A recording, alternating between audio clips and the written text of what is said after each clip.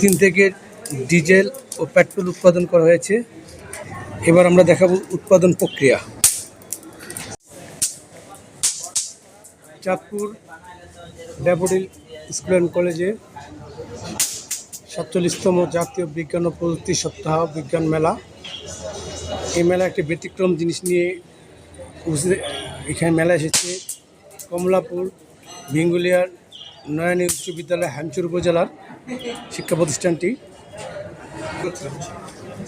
Polythene থেকে পরিবেশ বান্ধব উপায়ে জ্বালানি উৎপাদন,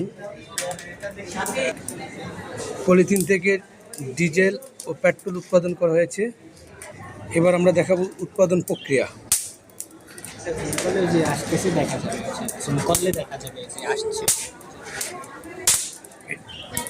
এটা একটা ড্রাম, কন্টেনার। এটার মধ্যে পলিথিন। হ্যাঁ, আমরা কথা বলবো যারা এই কাজটা নিয়ে এরা করছে ওদের সাথে। হ্যাঁ, বলো। আমাদের এটাতে পলিথিন আমরা রাস্তাঘাট থেকে যে পলিথিনগুলো আছে ওইগুলো সংগ্রহ করে এই কন্টেনারে রেখেছি। এই কন্টেনার থেকে আমরা জানি পলিথিন হচ্ছে একটা লম্বা হাইড্রোকার্বনের শিকল। সেটাকে আমরা উচ্চতাপে গরম করার কারণে ছোটো ছোটো হাইড্রোকার্বনে পরিণত হচ্ছে। ছোটো ছোটো হাইড্রোকার্বনগুলোকে আমরা প্রক্রিয়াকরণের মাধ্যমে পেট্রোল, ডিজেল এবং অক্সিজেন উৎপন্ন করছি। এই প্রক্রিয়াটিকে বলা হয় পাইরোলাইসিস প্রক্রিয়া। এবং এটার থেকে আমরা যে জ্বালানি, হ্যাঁ, আবার গ্যাস উৎপাদন হবে নাকি? এলপিজি গ্যাস বা মিথেন গ্যাস উৎপন্ন হবে এখানে, কারণ আমাদের তাপটা একটু কম, যার কারণে গ্যাসটা এখানে বের হচ্ছে। হ্যাঁ, আমরা দেখতে পাচ্ছি এখন গ্যাস উৎপাদন।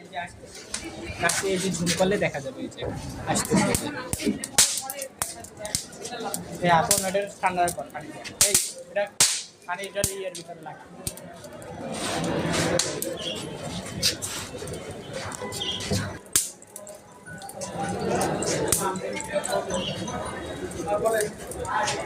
এখানে দেখছি 4টা ড্রাম। হ্যাঁ, বা ড্রামের ইয়ে করছে। এই 4টার মধ্যে কোনটার মধ্যে কি আসবে? এটাতে পেট্রোল, এটাতে ডিজেল, কেরোসিন। মানে এটাতে কটা? 3টে উপাদান তৈরি হবে, পাশাপাশি গ্যাস। 4টে উপাদান তৈরি হবে। এটা লাস্টেরটাতে শুধু পানি। ও পানি। এমনি ওই যে আবার গ্যাস হবে না? আবার গ্যাসও তো 4টা হয়। সালফার গ্যাসটা বের হয়ে যাবে। হ্যাঁ, এই যে এটা এই গ্যাসটা কোনো কাজে লাগবে? হ্যাঁ, এটা আমরা জ্বালানি হিসেবে ব্যবহার করা যাবে। সেটা যদি জ্বালানি হিসেবে ব্যবহার করা যায়, তাতে এটাও আমাদের একটা উপাদান তৈরি হলো। এটা আমরা সংরক্ষণ করতে পারবো। এটা সংগ্রহ করা যাবে? সংরক্ষণ করা যাবে।